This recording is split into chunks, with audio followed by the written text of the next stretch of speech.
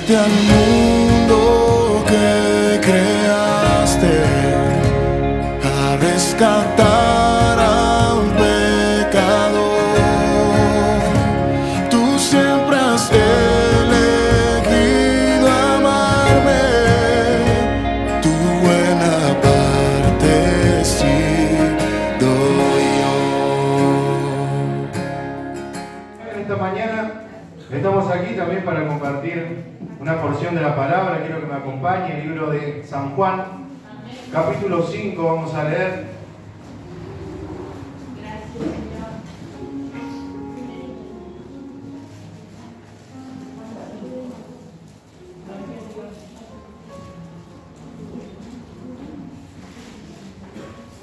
Gloria al Señor, cuando lo tenga, me dice amén.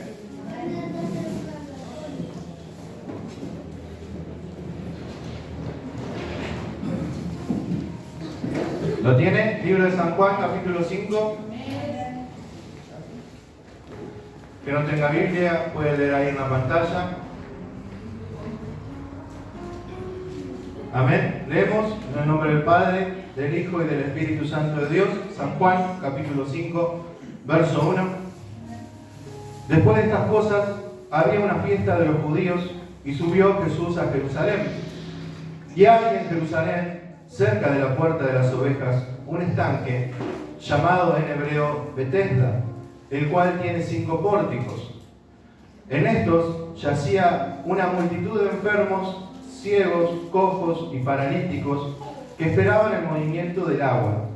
Porque un ángel descendía de tiempo en tiempo al estanque y agitaba el agua, y el que primero descendía al estanque después del movimiento del agua quedaba sano de cualquier enfermedad que tuviese.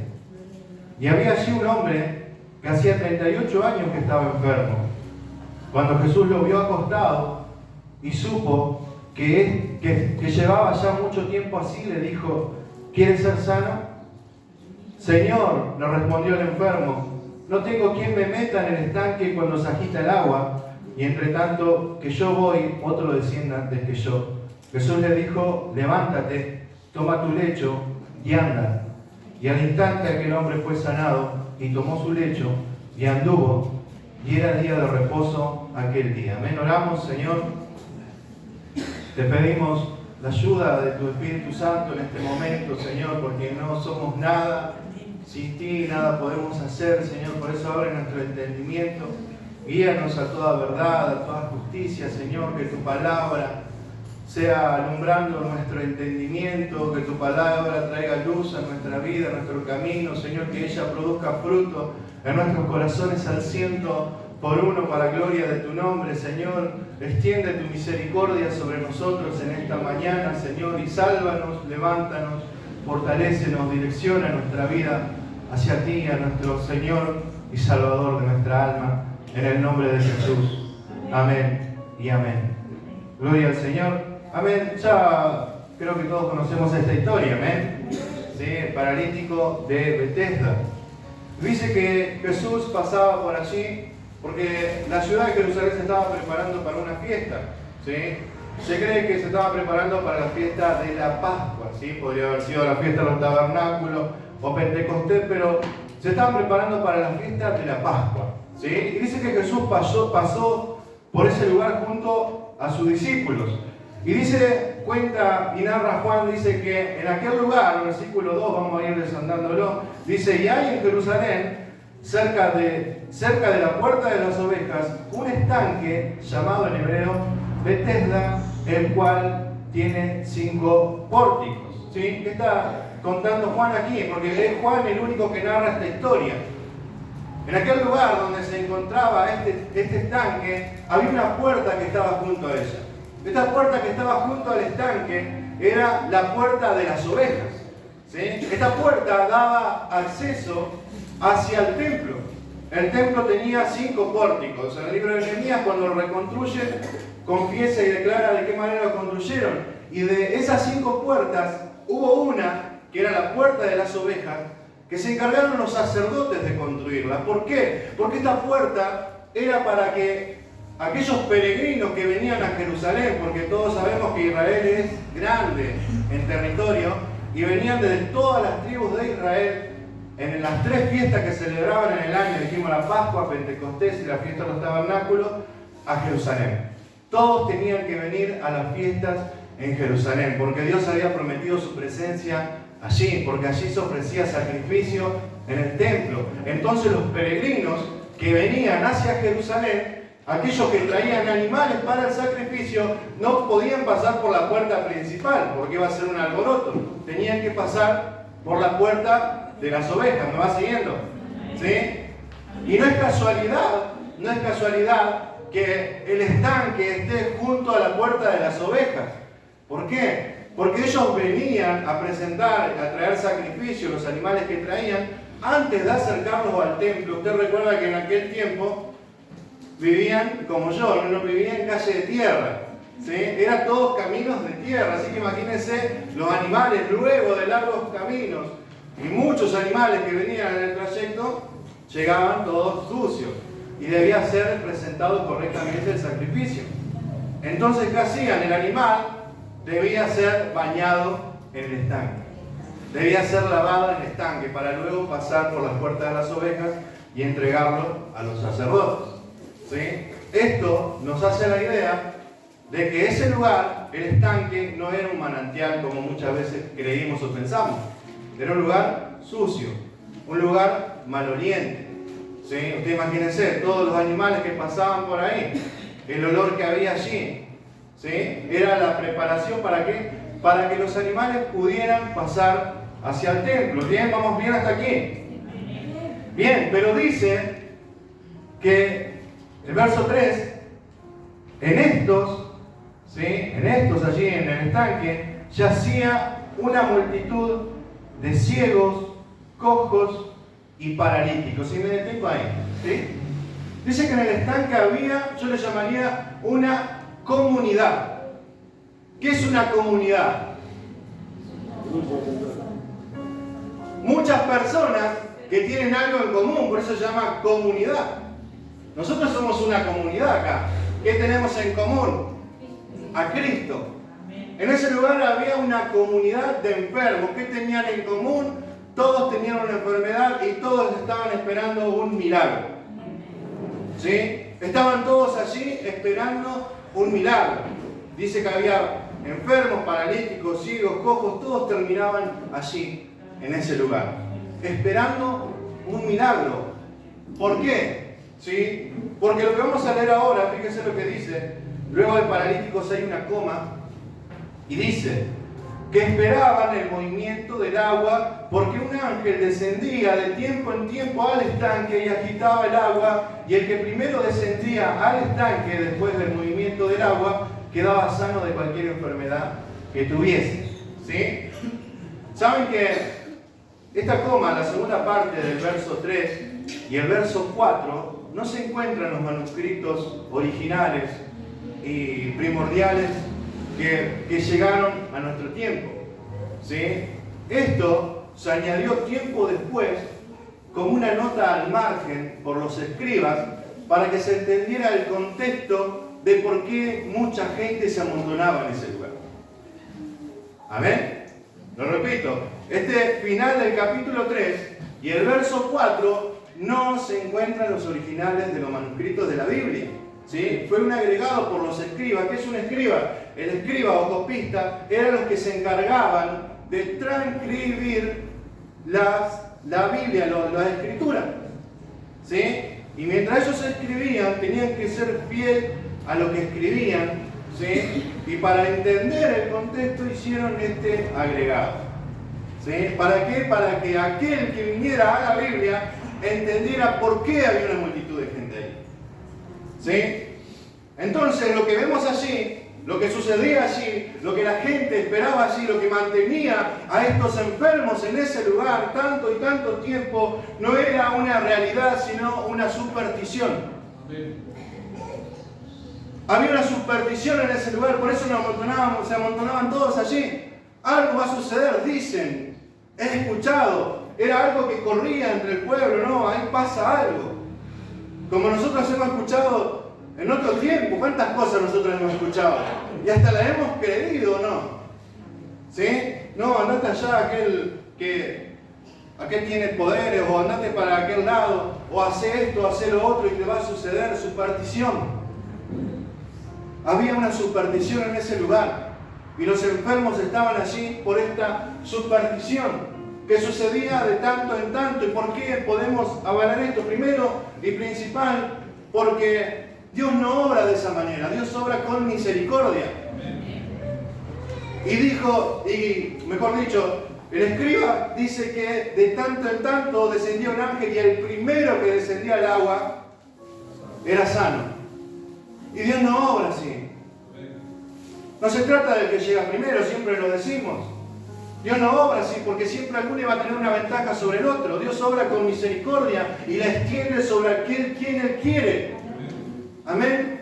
Punto número 2. ¿Por qué? Porque no podía haber un ángel operando cuando estaba Jesús ejerciendo su ministerio. El ministerio de Jesús se centra solamente en la persona de Jesús y nadie más. Todos los ángeles están al servicio de Jesús. Nadie hacía un milagro o un poder fuera de Jesús. Todo sucedía y era sustentado a través de la vida y obra de Jesús en ese lugar. ¿Sí? Y punto número 3, si usted va a la Biblia, no encontramos un milagro realizado a lo largo de toda la Biblia por un ángel. No hay milagros que los ángeles realicen. La Biblia dice que los ángeles están al servicio del pueblo de Dios, que obedecen a Dios y sirven a los hombres. ¿Sí? Pero en ningún lado dice que ellos ejercieron algún milagro. Vemos una aparición cuando Jesús es tentado, luego de haber sido tentado, venían y lo servían. ¿Sí? No hay evidencia de que ellos realizaran milagros, si bien podían tener el poder, pero no lo hacían, no tenían la instrucción de parte de Dios para hacerlo. ¿Sí? Entonces concluimos que lo que había allí era una superstición. ¿Sí? Una superstición, algo que se creía por allí, algo que se escuchaba por allá, y que esas personas mantenían latente. ¿Para qué? Para recibir un golpe de suerte. ¿Sí? No era más que otra cosa. Seguimos. Verso número 5. Y había allí un hombre que hacía 38 años que estaba enfermo. ¿Sí? Había un hombre allí, no dice el nombre, lo único que nos dice es que tenía una dificultad, que era paralítico. Se entiende que era paralítico, ¿por qué? Porque estaba echado. Porque él mismo confiesa, cuando yo quiero ir, no hay quien me lleve, no se podía mover por sí mismo. Por eso se entiende que era paralítico. Y este hombre era un hombre que yo diría tenía la vida resuelta. Era como va a tener la vida resuelta, eran los problemas que tiene. Tenía la vida resuelta porque eran 38 años que estaba en la misma situación. 38 años que no hacía otra cosa que estar allí. 38 años, usted imagínese 38 años.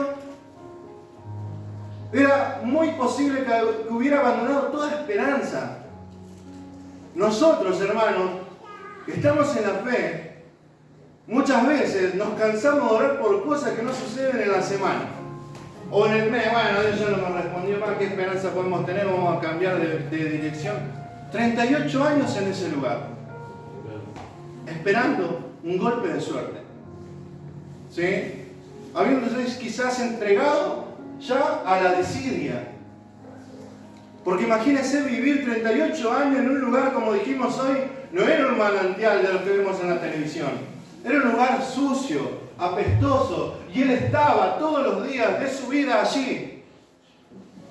Ya se había entregado a esa rutina, a esa vida que él llevaba. Pero a la vez había encontrado su comodidad. ¿Sí? Había encontrado su comodidad allí. Usted imagínese 38 años un tipo ahí. Yo me imagino cuando llegaba alguno nuevo, algún enfermo nuevo, ¿dónde me puedo poner yo? Tengo este problema. Andaba a hablar ya con aquel está 38 años, él es el que organiza todo acá. Él que maneja todo, tiene más años que yo en mi antigüedad. Ya se había entregado a esa situación. No encontraba ya en él esperanza. ¿Por qué? Porque dijimos, 38 años viviendo de la misma manera, 38 años con una enfermedad que cabe resaltar que dijimos era una parálisis que le impedía caminar, que le impedía avanzar, no se movía ni para atrás ni para adelante. Estaba en el mismo lugar, ¿sí? Pero estaba cómodo. Estaba en el mismo lugar, pero estaba cómodo. Él ya tenía su lugar, él ya tenía su día a día ya organizado. Él sabía lo que tenía que hacer, cómo estaba allí. A pesar de que no era muy agradable, pero bueno, no le quedaba otra cosa. Hasta quizás había llegado a encontrar el disfrute en ese lugar. ¿Por qué? Porque llevaba toda una vida en ese lugar. Hasta que un día llegó Jesús. Hasta que un día el Padre de Misericordia envió a su Hijo al estanque de Betesda, al lugar de misericordia.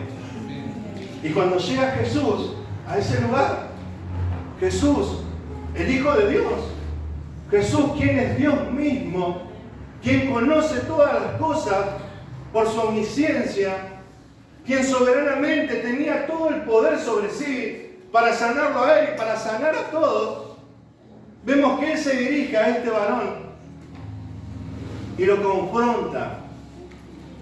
Lo confronta.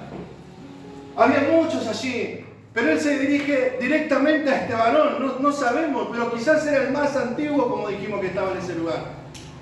Pero viene Jesús y lo confronta con su realidad.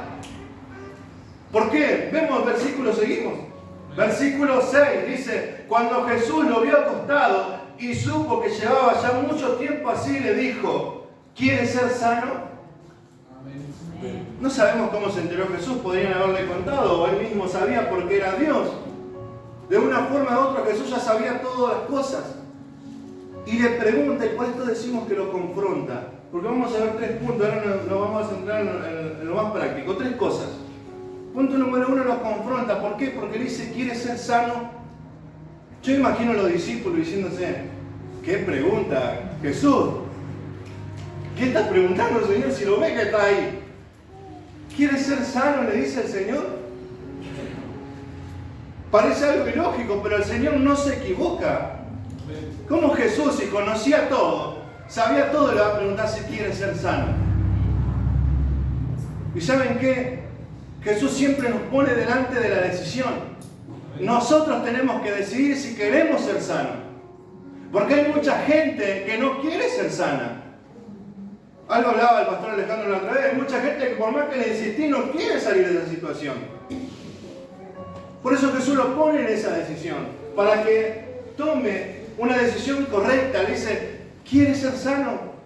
¿Quieres salir de esa situación? ¿Quieres realmente levantarte de donde te encuentras? ¿Sí? Jesús lo estaba sacudiendo con su palabra. ¿Para qué? Para sacarlo de esa comodidad donde él se encontraba. Él creía que ya estaba todo hecho, que ya no había más nada para dar, que ya estaba entregado a esa vida, que no había otro camino para él, no había otra esperanza. Y bueno, nos hacemos paso. El hombre tiene la costumbre, ¿sí?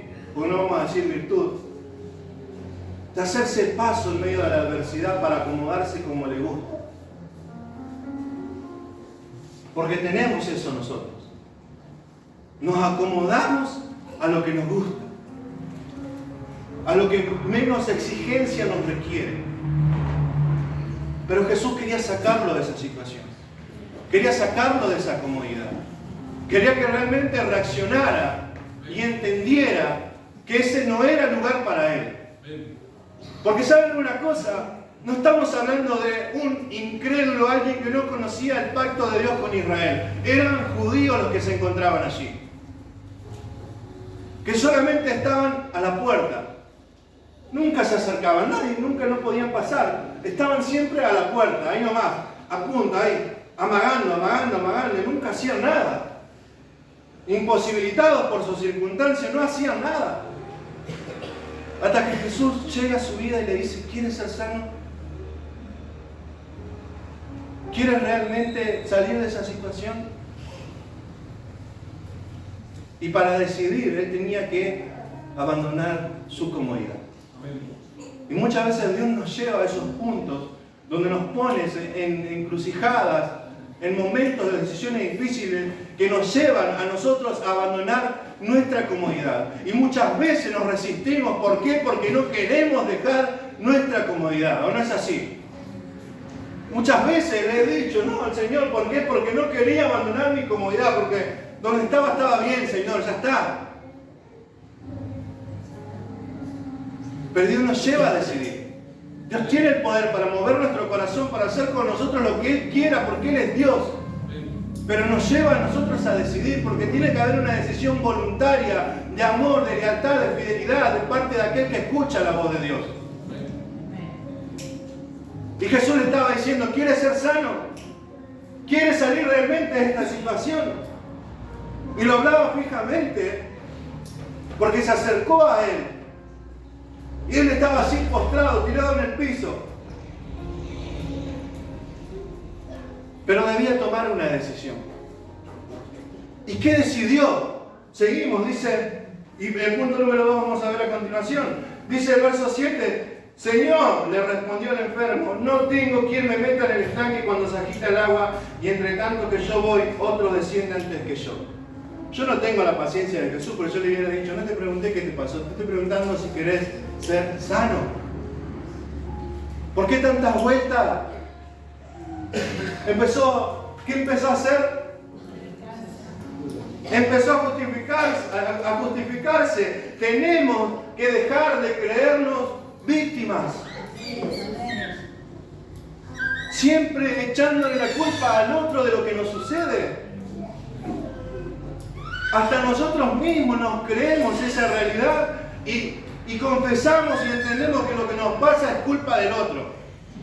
Nunca es culpa nuestra, siempre es culpa del otro, culpa de aquel, porque vos viste, porque lo que pasó, porque la circunstancia es verdad. Quizás no sos responsable de las circunstancias que te han pasado y que te están pasando, pero sí somos responsables de hacernos cargo de ellas. Pero sí somos responsables de tomar nuestra parte, porque si Dios lo ha permitido, lo que nos pasó y lo que nos está pasando, nos está demandando tomar una decisión. Hacete cargo. Decía que tenés al lado. Hermano, hacete cargo. No sos una víctima. Dejemos de creernos víctimas. Y esto siempre ha sido así. Cuando vamos a Génesis, las primeras personas en el mundo, ¿qué dijeron? No, somos víctimas nosotros. No, Señor, la mujer que me diste. La mujer, no, Señor, la víbora esa que vos creaste. Y no teníamos nadie para acusar a la serpiente. Nunca se hicieron responsables. Nunca se hicieron responsables. Se hicieron víctimas. Y vivimos hoy en una generación que se siente víctima, que se hace víctima, que sufre por todo, que siempre es el más pobrecito, que siempre le pasa todo. Siempre nosotros, ay yo, y mírenme, y queremos lástima. Este hombre no quería un milagro, no quería salir de la comodidad, quería la lástima de Jesús. Quería que Jesús le diga, ay sí, mirá, qué pena, qué injusto que son todos estos.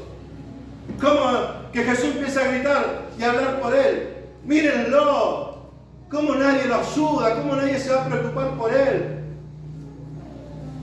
Quería dar toda la atención, y muchas veces nosotros somos así, queremos toda la atención. Creemos que nosotros somos los que la pasamos peor que todo el mundo, y no es así. Hay otros que las pasan realmente mal. Y a cada uno le toca llevar lo que le toca llevar, y le toca vivir lo que le toca vivir. Y muchas veces son consecuencias nuestras, y está bien, lo aceptamos, pero tenemos que hacernos cargo, tenemos que hacernos responsables. Aquel que se encuentra en la comodidad y que no quiere abandonar la comodidad es porque le falta responsabilidad. No podemos ser irresponsables. No podemos seguir viviendo una vida donde me pasa lo que me pasa y vivo lamentándome, y vos te acercás a hablar y siempre penas y penas y penas. Hermano, está bien, todos tenemos problemas, pero nunca te pasa algo bueno. Hace poco hablaba con una persona y me contaba su problema y le decía lo que tenía que hacer. Ya le había dicho varias veces, le volví a decir de nuevo lo mismo. Y en un momento empieza también a justificarse. Hasta por un momento hasta me sentí culpable de lo que le estaba pasando. Y sinceramente le digo, ¿me sentí culpable? Digo, no, ¿qué culpable yo? ¿Hasta cuándo nos vamos a sentir las víctimas? de lo que nos pasa y no tomamos cartas en el asunto. Y no tomamos parte. ¿Hasta cuándo? ¿Qué queremos? ¿La lástima de Dios?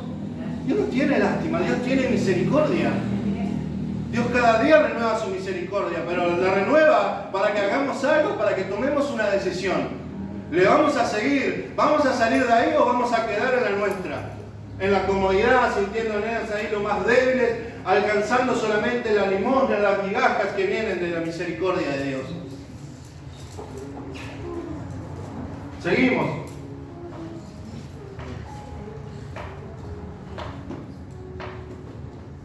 Verso 8, Jesús le dijo, levántate, toma tu lecho y anda. Fíjense cuánta misericordia del Señor, que dio la orden para que se levante.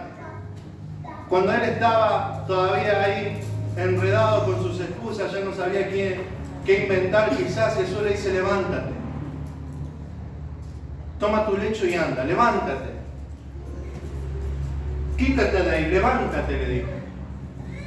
¿Y te imaginas este varón, 38 años dijimos, que estaba en esa situación, en esa parálisis? 38 años, yo me imagino los músculos todos estropeados. ¿Sí? Yo tuve un mes sin jugar y me hacía así lo que me jugar los músculos. ¿Saben que 38 años? Con las piernas, ¿sí?, adormecidas, sin fuerzas, porque no las había ejercitado nunca. 38 años tirados ahí. ¿Cómo este varón iba a poder pararse? ¿Cómo este varón iba a poder responder a la voz de Dios? ¿Cómo este varón iba a poder salir de esa situación? ¿Acaso Jesús no sabía de esto? ¿Acaso Jesús no entendía las cosas los síntomas, las consecuencias de las enfermedades? Sí, lo conoce todo. Entonces, ¿cómo hizo para pararse este varón? ¿Acaso podía pararse sobre sus músculos y sus piernas entumecidas? No, porque la realidad humanamente no, es imposible. Él se para no sobre sus piernas y sus músculos, Él se para sobre la palabra que Jesús había dicho. Y esa es la diferencia.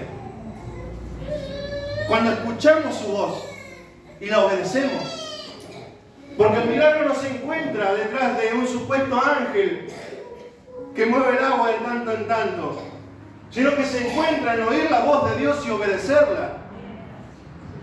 Hoy oraba mi hermana porque no podemos ser solamente oidores de la palabra. Está bien que nos falte y oramos para que nunca dejemos de faltar, pero no se trata de tener asistencia perfecta acá porque no entregamos premio a fin de año. Se trata de oír y obedecer la palabra de Dios.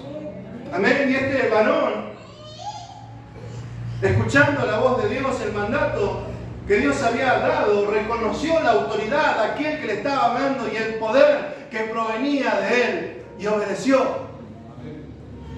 Obedeció. Esa es la gran diferencia, o mejor dicho, lo esencial para que nosotros podamos retomar y caminar hacia Dios. Obedecer a la voz de Dios.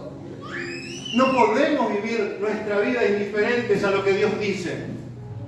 Muchas veces, como decíamos hoy, nos lamentamos, nos quejamos de lo que sucede, pero realmente, cuando Dios nos habla, ¿obedecemos?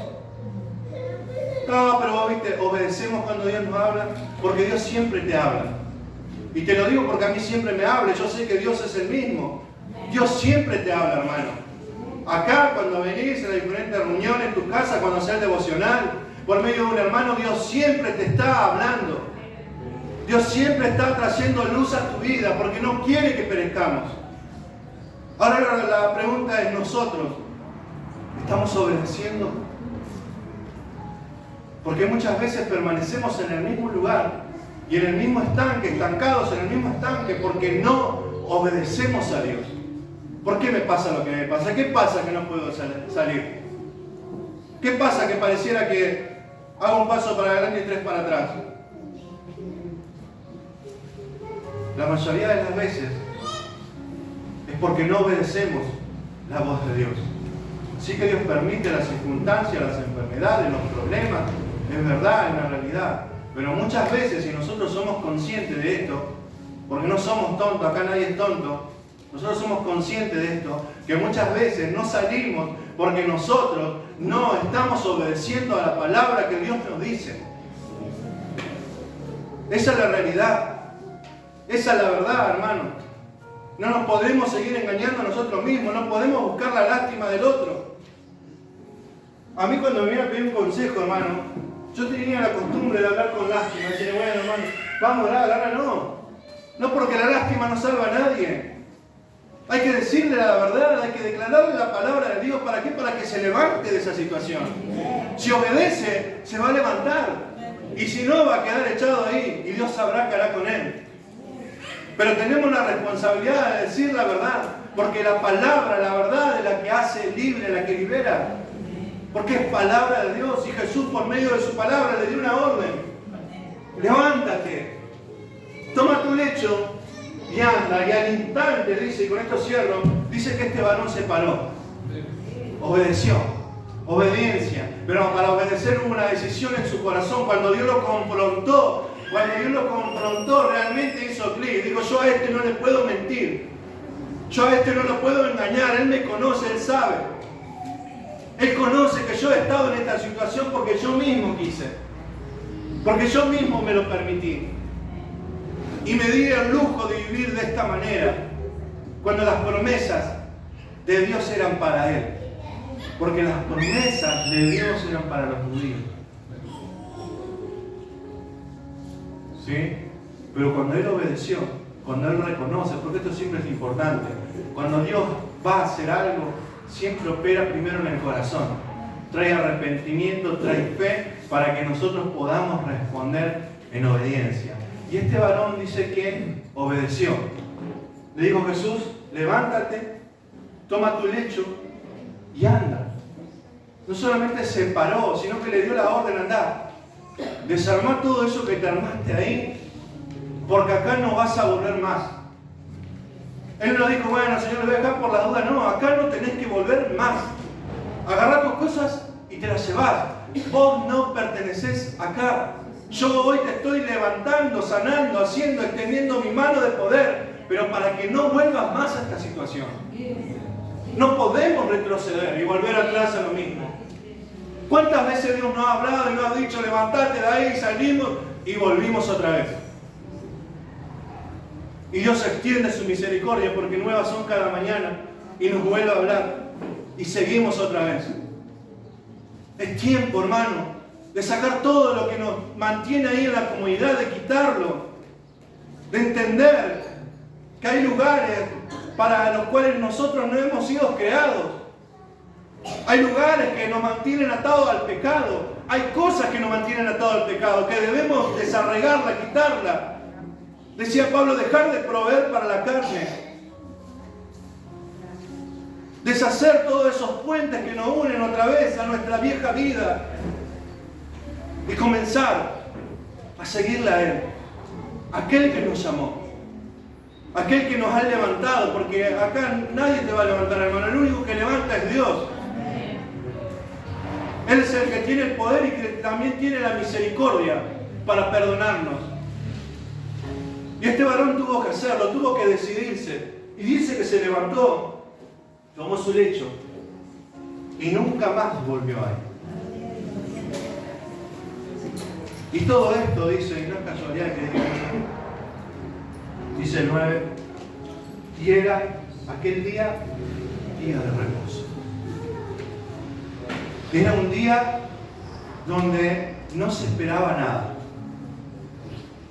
Donde por el día de reposo ellos no podían hacer nada. Vemos que después, más adelante de otra historia, lo critican porque él lleva su carga, no podía llevar carga, no era un trabajo, no podía poder trabajar.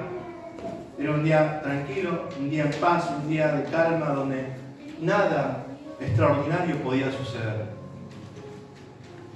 Pero aun cuando nada extraordinario podía suceder y nada extraordinario se esperaba, Jesús llegó para darle una nueva oportunidad a este varón.